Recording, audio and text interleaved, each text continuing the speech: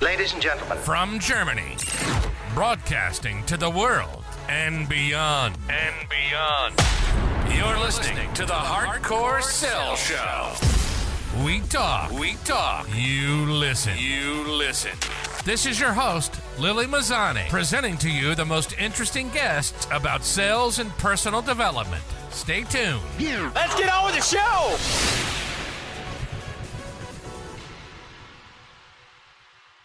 Hello and welcome to a new episode, Hardcore Sales, and this time with Abeer. She's the founder of MENA Alliances and she's based in Palestine.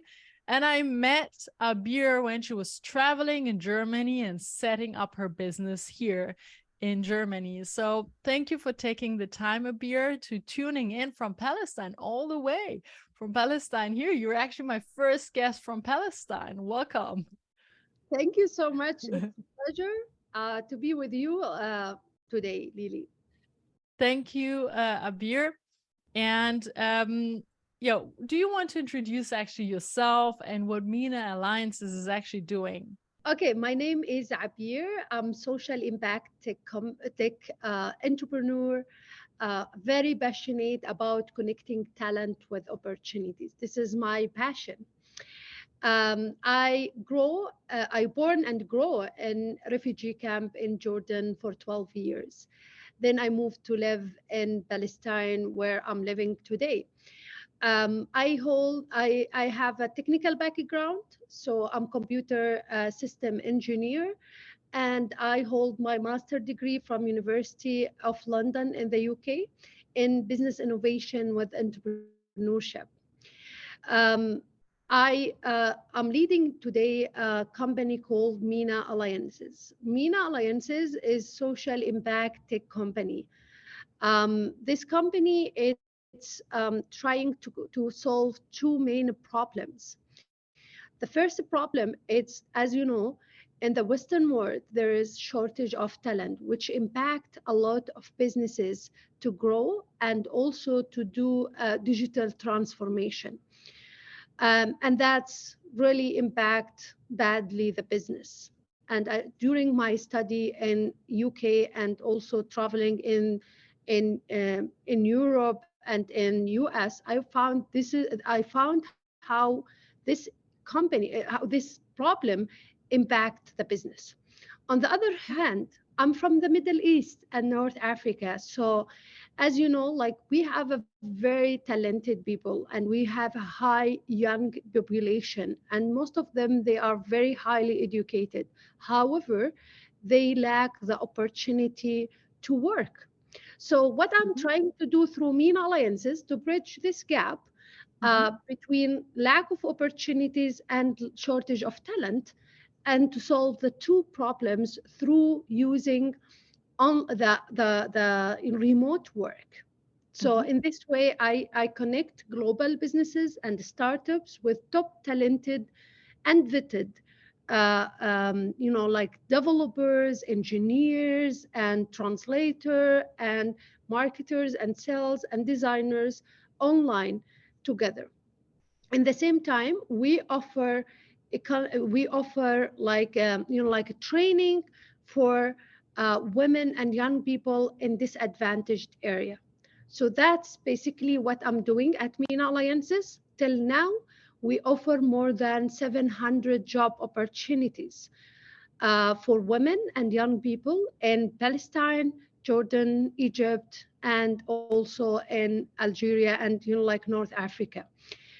And also we worked with more than 70 clients from different places in the world, like United States. We worked with Silicon Valley companies. We worked with also German companies, and also with European companies in general.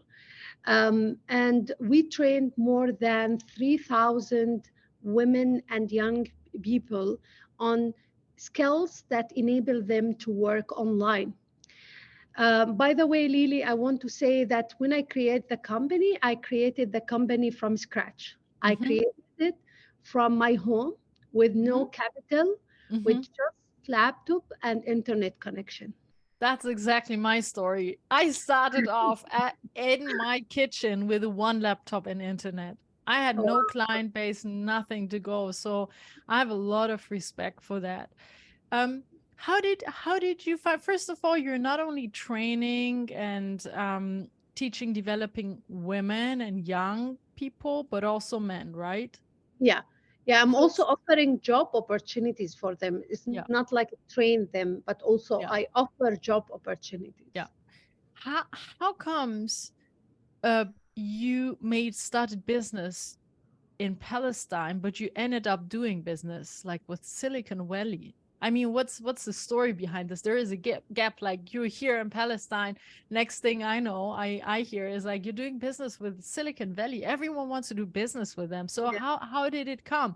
Did you pick up the phone? Did you do a cold call? Did they reach out? Was it like some Palestinian manager reaching out to you? What happened? What's the story? Yeah, the story started from my room in the village in Hebron. So Mm-hmm, as you know, like thanks for the technology because it's enabled me to reach out for the word. I mm-hmm, start by like targeting clients using LinkedIn, mm-hmm, uh, and sending messages for them, and also I invest a lot in networking. mm-hmm, Networking, it was like my real capital during my like establishing the business. So mm-hmm. when I network, I mean that I went to conferences. I attend, for example, conferences with World Bank. I attended like I spoke in also in some conferences about my experience, and I use the technology to like to prove myself. Now, of course, like connecting with people over LinkedIn, it's not just like it's not it's just the first step, I would say. Mhm, It's not the end of the story, because mhm, after connecting with them you have to convince them that you mhm, are real person, you have like a capability to do their work, because at the end someone in Silicon Valley would not like would not believe that you can do, for example, something in AI and also machine learning, or for mhm, example in blockchain. So mhm, usually they doubting and additional to that, not just because I'm from Palestine, also I am women in tech, mhm, you mhm, know.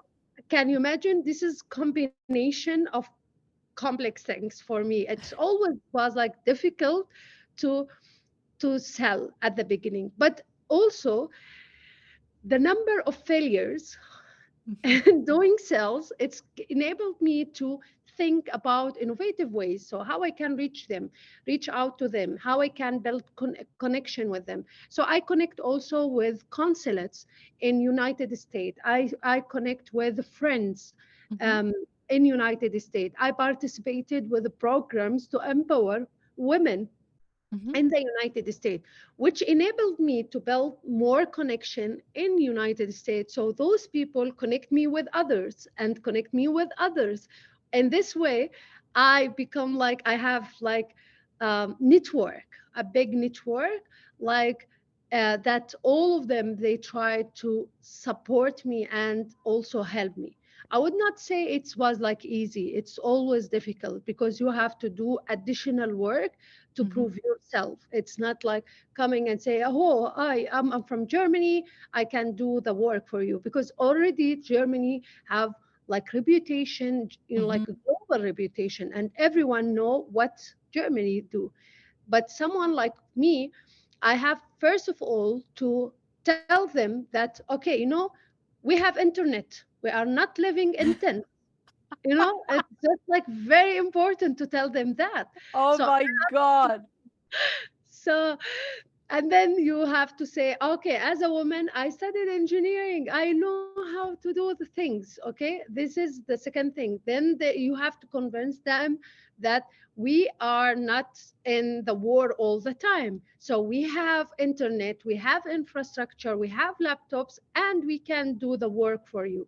So I always ask them to give us like pilot, and I do the pilot for them in the best way, and then we go Amazing. for another step with Oh them. my God, what an inspiring story. Where does all that energy come from, Abir? Like all the passion and all the energy, like the passion is so full on. Like even in this video call, I mean, I met you in person in Germany and you were like, "Ah, da, da, da, da." You're like so full of passion and so full Yeah, of high positive energy. Where does the drive come from? it starts from me from the refugee camp. Mm-hmm. So being there, it's being in refugee camp and hearing a lot of people around you asking you why you are studying. At the end, your future in your husband kitchen. So Oh and my God, I have goosebumps all over my body. Can you see it? yeah, Oh my God, what did people say your future is in your husband's kitchen? yeah, because that's what they expect from women to be like.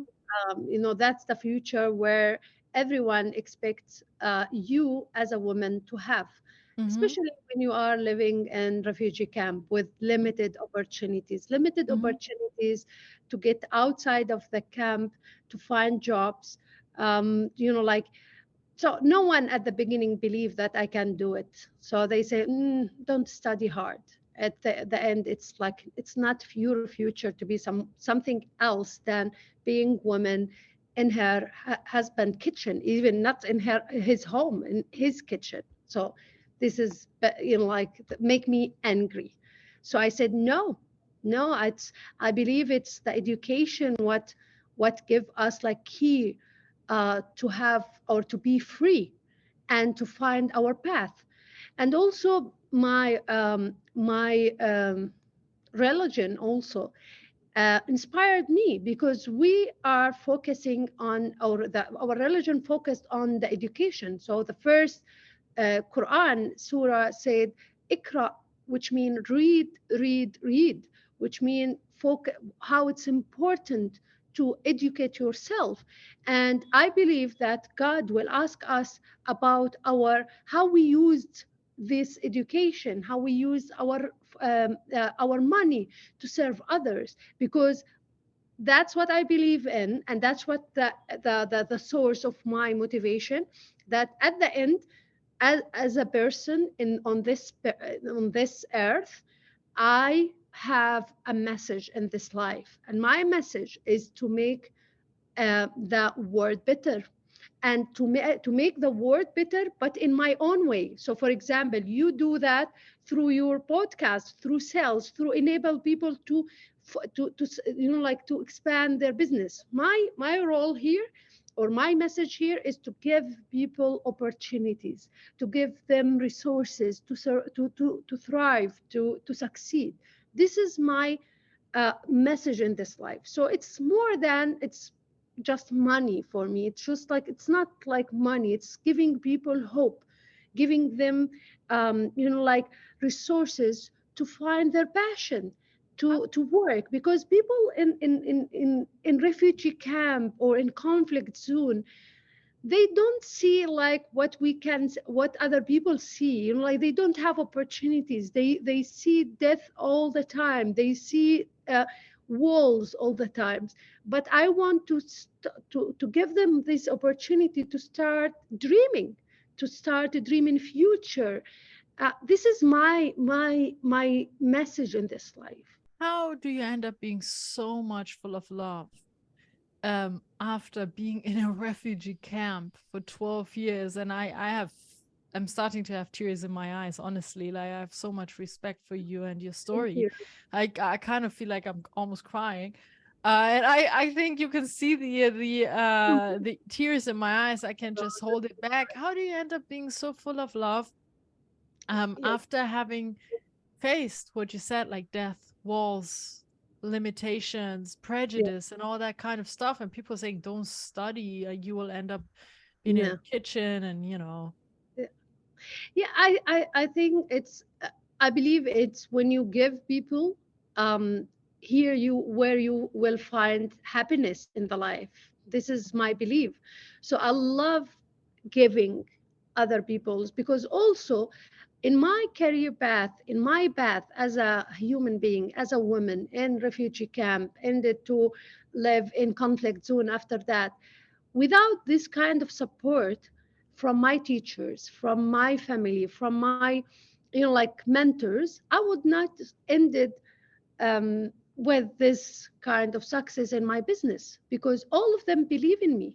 So I want to give back, because I know how people sometimes they want that, they have a passion, they have like a dreams, and they want to achieve that. And my role here, and I said, I was like saying, this is my mission, is to Mm, give people these kind of resources, this kind of hope for them to survive, to succeed. Because like when you giving people, really you will find, you will find happiness. Because mm, and God will give you, and the universe will give you back mm. um, more opportunities. So I give opportunities for other, and God and universe give me back more opportunities, and this is end up with win-to-win situation. Amazing.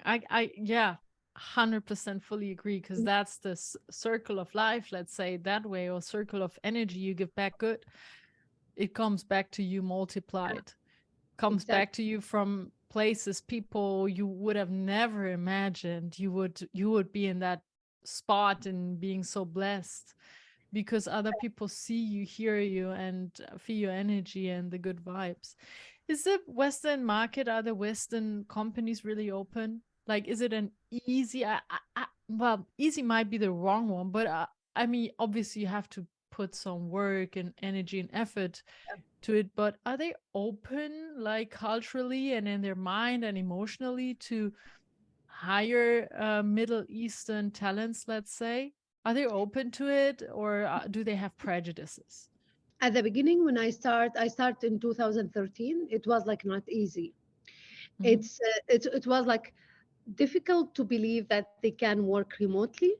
However, after COVID, it's become like more open. They start see the potential of online work. I think I can generalize. Some of them, they are very supportive, and they give me like more credit when they saw that I'm from women from Middle East, from conflict zone. They try to help me. Some other people, they don't believe that we have like the capacity to do their work, and they don't even want to try, even if it's risk free. Like I always offer risk free like solution, because I know like sometimes it's like having typical view about Middle East, about what they have. It's they don't want to change that. So at the beginning it was like hard, but I think it's with the time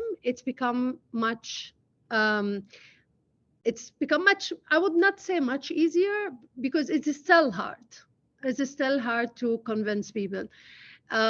It's become like more, they become more open than before, to see the potential that Middle East can bring also, and to solve the problem in the West. So suppose like we have a German or UK or French-based, France-based company, Yeah, and they have like they're looking for 10, 25, 200, whatever it is, depending on the company, IT tech people, programmer development, for instance, just saying, this is just an example. And you can easily find those talents in the Middle East. And do they travel, or do they all work remotely, or is it so and so? What is it? What does a typical project look like, yeah, if you have a typical project? yeah, of course. So I we offer three main business models for Mhm. companies, because we want to give them the solution that fit with them. And through our work since like 10 years ago, I created these three models to like, and to transform from one model to another, so they can select from it. So the first one is project based. So project based, so the people, for example, the company say, okay, I want to develop like MVP, Mhm. uh, for example, for application. especially startups. So they give us like the whole project, and we did it for them, from hiring people, hiring developers, hiring the UI UX designer, and we give them the output that they wanted, and we take Mhm. our like commission from them. Or not, I would not say commission. It's like our payment from them. Mhm. This is like a traditional outsourcing model. Mhm. The other one, it's like more fit with the people. It's called staff augmentation. In staff augmentation, so for example, there is a company, we worked with company in Germany. They want to hire two one three. They hire three people, or three talented people. They hire like a voiceover, they hire translator, and they hired marketer, digital marketing specialist. So what they do, for example, we select the best candidate for them, and we give them those candidates, those lists, short list, and they interview them, and they select one of those candidates in each category, and then um, they pay for MENA alliances every month to do this, to keep hiring those people. But their work relationship with the candidate, it was like directly. So, and they put them on their website as employees. We Mhm. were responsible of finding the best talent for them from the Middle East, and like vetting, doing the vetting for them. We were responsible to pay for them, and also to take the whole legal issues for them. So that's our role, and they work with us like for more than 3 years. And with, of course, the cost that they paid, it was like very, it's much like, it's it's reduced their cost for by 50%. Yeah, so how much does a developer, a software specialist, let's say in general, cost in Germany versus in, let's say, Palestine or just Middle East? Yeah. Like like hourly spoken. Yeah, for example, if we talk about someone senior in Germany, it could be like from 77 euro till for example, 100 or 120 euro. However, in Middle East, you can find someone with like 40 euro, 40 to 70 euro. So this is depend based on what the location from the Middle East, and also based on the experience. So there is big difference. Like they can like reduce the cost, but also comparing to what people in Middle East get, the price that we pay for them, it's higher more than 45% of their local, like their local salaries. Well, then that's a win-win-win, to be honest. Exactly, and also win for the community, because those people can serve their community as well. Because Amazing.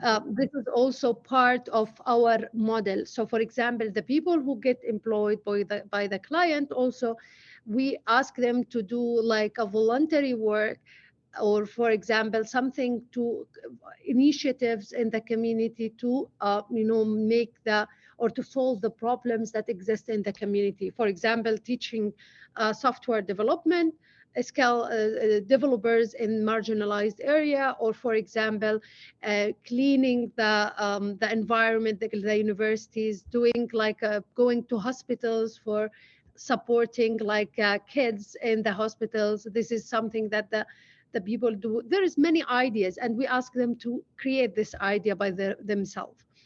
Now let me tell you about the third model. Yes. The third model, it's a traditional recruitment model. Some companies, they want to hire like like they want to hire remote, um, let's say developer to work with them. And we already worked with you with German companies. They hired like senior developers from Egypt to work with them. And because the company want from us to find them like the candidate, and that's it. So in this way, we take like commission from 20 to 25 or 30% of the annual salary for the first year when they hire that and also we give them like 1 month guarantee.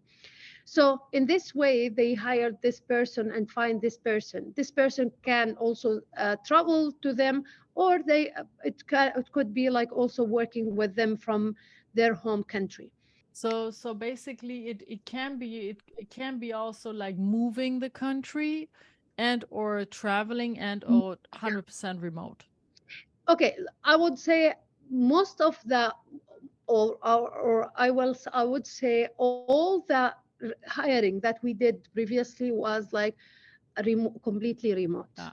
Okay, but if the client want to hire people to and I found, for example, in Germany they prefer to bring people to Germany. Yeah.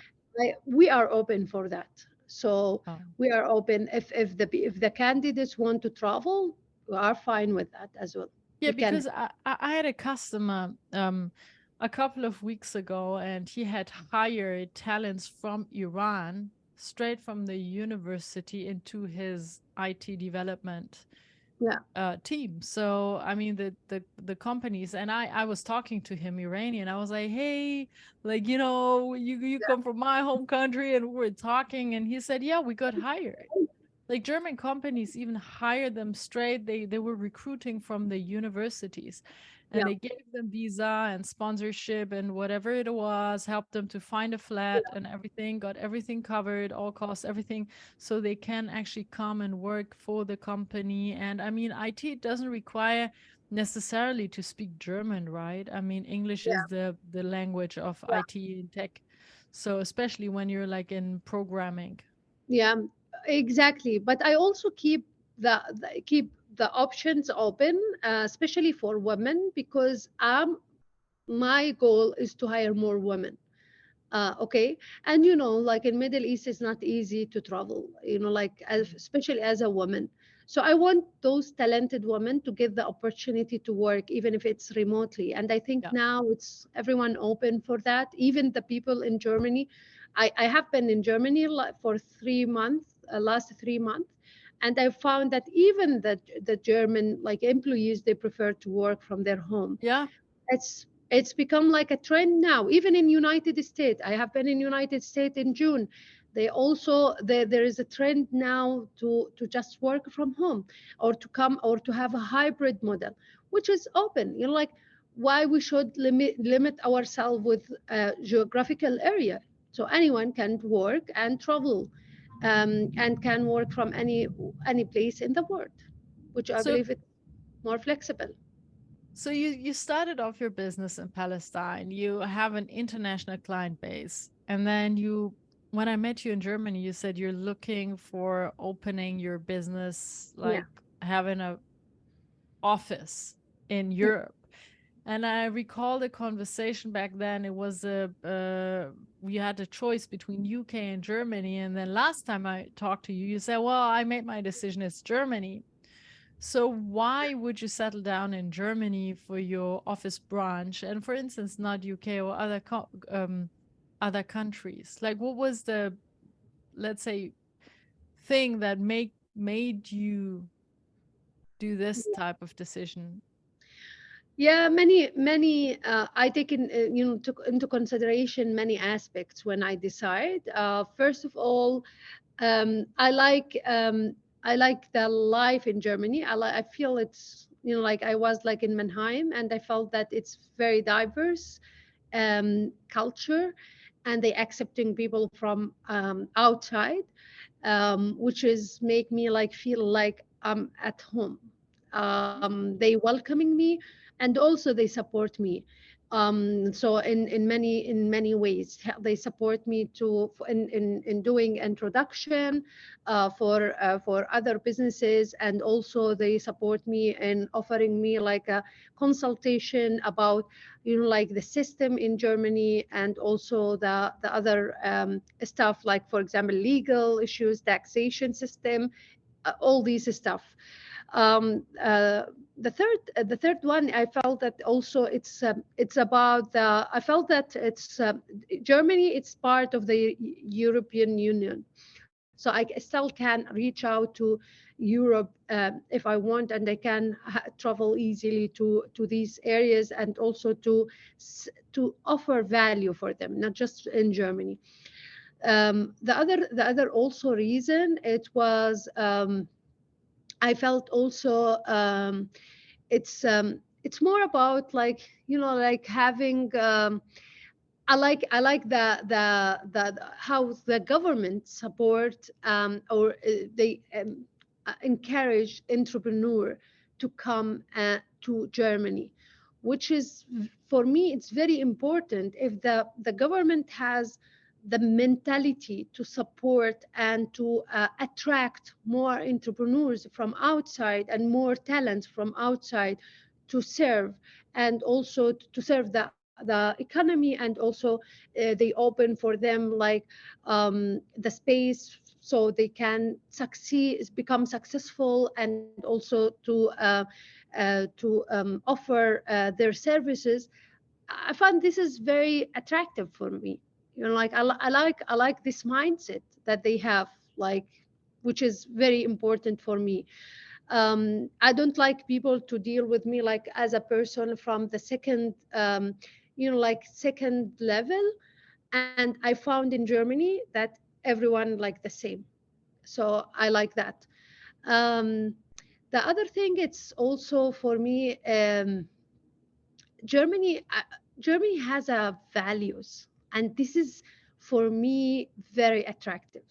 So they have the work values. So you find people, they love to work, they love to build, which is something I love. Because this is one of my core values: is to work, to build this world, to make it better. This is very important for me. When you have, like, society have the same value like you, I think this is help you to succeed, to become better.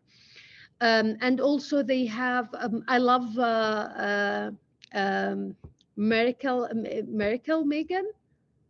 She's my oh my God, she's my favorite person, my favorite woman in Germany. I love her, and I love how she support refugees.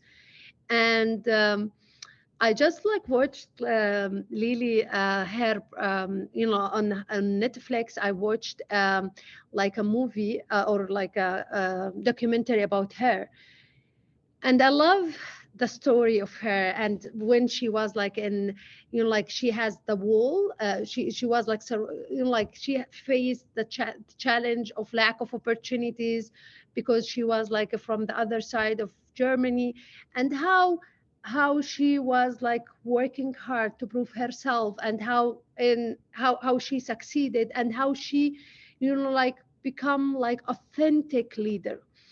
So she inspired me, and I said, also, I want also to prove that when she supported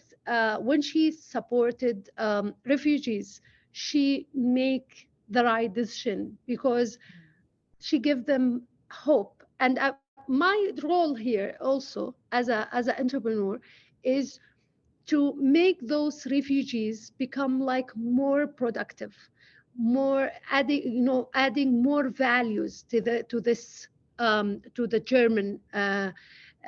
German country. Because I believe women always, they don't think just about, like, business, about money, about authority. They think about society, and they Mhm. think about community. They think more beyond these reasons. So this is also another reason. So, Amazing. So many reasons why you would come to Germany, and also reasons that are 100% understandable. You were in the US and then you got educated at Harvard. Is that right? yeah. Yeah, tell us more about it. What did you do in Harvard? And how was it like? Is Harvard like super crazy? Whoa, whoa, whoa. Like, is it really like that? Yeah, okay, let me start with something else, because I want you to get the background that I have. Mm-hmm. So I studied when I was, like, young, in the refugee camp, I studied in the UN schools. Mm-hmm. In the UN schools, we were like 40 or 44 students in the same class. Mm-hmm. And it was like so hard to be like to like to get like attention from sometimes your teacher or from Mm-hmm. your but and also I was like suffering because like learning English, it was like very difficult for me because no one of my family know English. So I was like Mm-hmm. having like papers all the time, or my books, and going for my neighbors in the refugee camp, searching if Asking. anyone know English can teach me. So it was like so hard at that time. So my education, I always felt, Lily, that, and when I get older, like when I studied, when I came to Palestine, I studied, computer system engineering.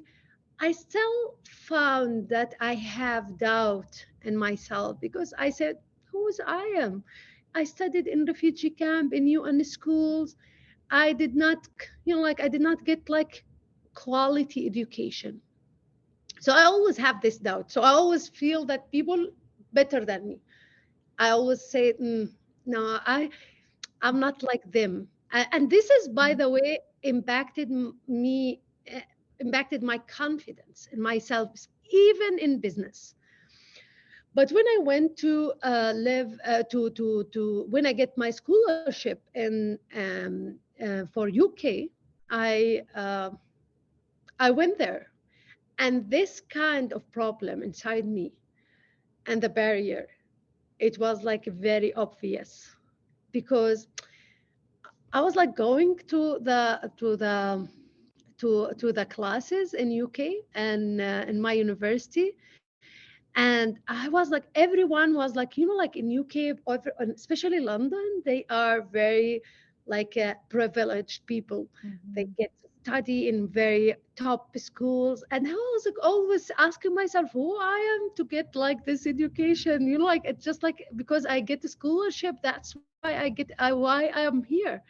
So I always doubting myself about my ability Mm-hmm. to be like with them, and if I am like, if I can belong to this world. And then in UK, and after like 1 year studying my master degree, I get distinction. And also I get, and this is was like surprise for me when I get the big innovation prize from on the best dissertation in innovation. I was like, Amazing. oh, it's me. I was like not believing, like I it was like so funny because I was like all the time I don't trust my capability as Oh my God. a woman raised in refugee camp, having low education or not high quality education. But after that, my I have like my goosebumps. Like I could yeah. listen for ages. Like I have goosebumps all over my body. I think this is why I was supposed to wear this dress today. Usually I have a t-shirt and pullover, but nowadays I'm not sure if even if you can see it. Okay. Just keep on going. I'm so emotional again. Like, oh my God. So I was like surprised that I get that because the first month of my study at the UK, I was like going uh, to the class, or and I could not understand anything. I could not understand, especially the British accent. It was like so difficult for me. 1 month I could not understand anything. I was like studying by my own self. But at the end, I get that, and I was like, my confidence in myself I become feel much better, and like my confidence in myself increased. Then when I went to Harvard, I was like also in this time I was like studying or transformational or transformative leadership. Mhm. And guess what? I was like among 44 women leaders. When I say women leaders, from across the world, where Amazing. all of them, they have a very high rank in their business or in their work. So I was like with women from they working in Accenture, they working with NASA, they working with Google, they working with Microsoft, with Intel. And I was like saying, I'm again in the same situation. And I was like, okay, I'm here, but I want, at the beginning, I was like, like I was like doubting about why they select me, why again, it's like also a scholarship. So I was like, why am among all of these women, like they are better than me. But then I said, no, no, no, Abir, just go and prepare yourself well. And that's exactly what happened. I studied hard and I do my homework and I went to the classes in Harvard. And it was like amazing. I love this experience. I was like, I felt that as a woman from Middle East, I have something to add. I just proved that women from Middle East, they are not stupid. We have a strong woman. We have a smart woman. They are full of potential, they are full of passion, and they can achieve what they want. And if we want to go to the kitchen, it's only because we choose to do To go, that, but yeah, not because we must or because yeah, society dictates us to do this, but it's because we choose to cook, because we yeah, have fun, or we just say, well, that's a good thing yeah, to do right now yeah, after working, but it's not a yeah. must. Yeah, it's not a must, and you can't judge all the women in the same way. And this is my problem. Usually, especially that I spend a lot of time in Western world. So most of people asking me, you are very poor, like because like your family enforced you to wear hijab. I said, no, I'm selecting to wear hijab. It's my choice. They said, no, no, no, no. Mhm. They enforced you. I said, but I select to wear it. So believe me, Many like women do. Yeah, yeah, many women choose to do that. And they yeah, feel comfortable with it. Why not? yeah, and don't judge the whole women. Don't judge all of us. Like don't like generalize. This is a problem, and I think that we have to change this mindset about Arab women I because have a question yeah, exactly around this. Exactly around this. So yeah, in the Western countries, including Germany and but also US, we experience over the last few years, especially um, a heavy female empowerment movement. mm, Like it's always been like women wanted to be front and center, which is right, right? Why would you make a difference between talents just based on gender? Like it's wrong. But especially like in Germany, I experienced that heavily. What about the female empowerment movement in the Arab countries and Middle East? Like, do you experience that in the business world? Do you see like more Middle Eastern women founding their businesses, reaching out, becoming like kind of badass entrepreneurs just like yourself? no, What's the yeah. dynamic in the Middle East? I have a many statistic that will surprise you, Lily. Okay, go for it. Ready? Ready? Yeah, ready. We're ready. We're listening. Okay. First of all, in Palestine alone, like the number of educated women are Mhm. more than the educated males. So That come from university? yeah, they are Good. more even, like they are more. And guess what? Number of entrepreneurs in Palestine, Mhm. the women who build their own business, is more than the number of women in New York. So where does all the kind of Wait, false wait. prejudices or pictures come from? Yeah, but wait. I'm not You're not finishing. you're not done No, yet. no, Yeah, I'm go not. ahead. I will surprise you again. Like, can you imagine that number of women who graduate from STEM? STEM, we mean with the STEM, it's a science, technology, Mhm. mathematics, and technology, Mhm. and engineering. Sorry, they are more than Men. female, I'm talking about female, they are more than the female graduates in both EU and in United States. Where does that come from? Where does all the false, wrong pictures, prejudices come Because from? I think it's because of the media. Yeah. People select just to listen to they don't want to search. Sometimes they don't want to know something different. It's easy for them to stay in the comfort zone, believe what they telling about women in the Middle East. But now we have a very highly educated woman, like in Saudi Arabia they have a very high, like educated women. I'm talking about, when I say highly educated women, I'm talking about women who get a PhD. But Amazing. the problem that we have a high unemployment rate. That's a problem in the MENA region, because sometimes it's not easy to get into the market because of many things. Like for example, in Palestine we have a political situation, so we have occupation, we have a checkpoint, so that's make our families become extra protective.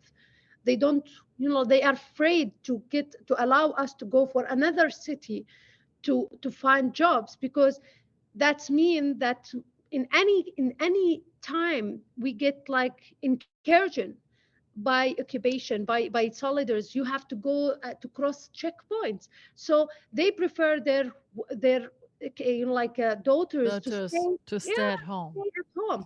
Like for example, in other countries, that's more, it's become like more about they face cultural challenges, because the expectation from women is to manage her home, and also to take care of her home and family, and also to take care of her, like to be in the market. And if she will do both completely by her own self, this also will increase, she would prefer to stay at home or to raise her children, because Mhm. the other requirement from jobs is to go every day, for example, to the work. But I think now, with offering flexible jobs or flexible work environment, we can attract more women to become like, and to become involved in the labor market. Is it more like a prestige kind of thing? Like women study so they get like the respect and then No, end up it's not marrying? Is it no, is it like real honest like energy and drive intrinsic? I will tell you, again, in our religion, it's we have to study. No, everyone. So that's why, and it's our capital. Like education is our real capital. For example, for Palestine, it's our capital, because there is no capital else. Your home could be destroyed. Your, like anything could Mhm, be destroyed, but your knowledge will not. It's mhm. inside you. Now, in other Middle Eastern countries, it's more about, so in our religion, we have to study, because our religion encourage women to study. Okay. Mhm. But now, the other thing, the other disadvantages, or the other negative things, I think it's about the working, because the traditional image about women is to stay at home and to raise her children. Now it's not about the education. Now it's about work. It's like to work, like she will be distracted from doing her business and work, or I mean to doing her, to take care of her family members. And because the society expect from women a lot in the MENA region, they expect from her to take care of her children, to raise them, Be a to good wife. be good wife, having social relationship with her relatives and with her, like extended family. That's become like too much. And I can't generalize, but from my the environment where Environment. I live, I think also the men, they here in the MENA region, they don't participate in helping the women to do I their got I can relax you. I mean, in Germany, that's also many times, oftentimes like the case. It's not only a Middle Eastern kind of thing, it's also a German thing. I think Yeah, actually this might be an international problem I think because so. I have German neighbors and the woman is doing literally everything. Like even in the garden when she wants to cut the tree, she would go on the ladder and cut the tree. The husband doesn't even come into the garden to see if Yeah, to hold the ladder. So it's not only a Middle Eastern kind of problem. I think it's an international problem where yeah. men don't support women enough so that they can manage both family and career. I agree with you. However, I think it's like more in the Middle East. It's more obligation on like they women have to do a lot, a lot. How Um, do they deal with the pressure? what do you mean? Pressure in Yeah, work? of balancing everything. They just stay at home then and Yeah, prioritize the kids. yeah. I think the priority in the Middle East is family. Yeah, The family. always. I think everywhere, but the family it's like important. Yeah. So I saw a lot of women, especially while I'm working here, they take like sacrifice their career Mm. because of their families. So they stop working when they get married, or they stop working when they get children, unfortunately. But I think it's if we give them opportunities like a flexible work opportunity, flexible work environment, we will attract more women to keep them in the labor market. And don't underestimate how much power those women could bring to the society, how much uh, like investment could women do if they engaged in the society. I think we, like our Middle East can't just depend on men to achieve like economic development. We have to engage women to do so. Women, it's very important part of this development. If they are not engaged, there is no development. Yeah, I hear you. I mean, after all, we're about 50% of the society. yeah, yeah, After all, exactly, we're more than 50% of the society. If you don't exactly. involve women, you just leave behind more than 50% of the talents and Yeah, the power and capabilities that the potential of a whole society. And these women have a lot of power. I mean, right. because they got suppressed and were not allowed to do other things that maybe women in the Western worlds are allowed to do. So I believe there is so much power and so much fire going on. Abir, I just want to be mindful with your time. I know you're visiting Palestine, and I know you're busy and having meetings across all different time zones because you're doing internationally business. Yeah. So, is it okay if somebody who's listening, the audience, reaches out to you via LinkedIn? I would tag you in the post, but is it okay if we reach out on LinkedIn, or is there any other way we can reach out if we have Yeah. questions and or inquiries to do business with you? Yeah. First of all, thank you for giving the platform for me and for also for your audience to reach out to me if they have any question. Of course, they can reach out to me over LinkedIn, or if they want to give opportunity for women and young people who are very talented. I can promise they are very talented and they can bring diversity to your team. You can go for our website, which is www.minaalliances.com. Mhm. And if you want to hire, you can just click on hire now, and you can go fill the form, and we will contact you to for more information. If you are talent and you want to find job opportunities, you can go for apply today and apply, and you fill the form, and you can send us your CV and portfolio, and we will contact you once we get like opportunity and connect you with this opportunity.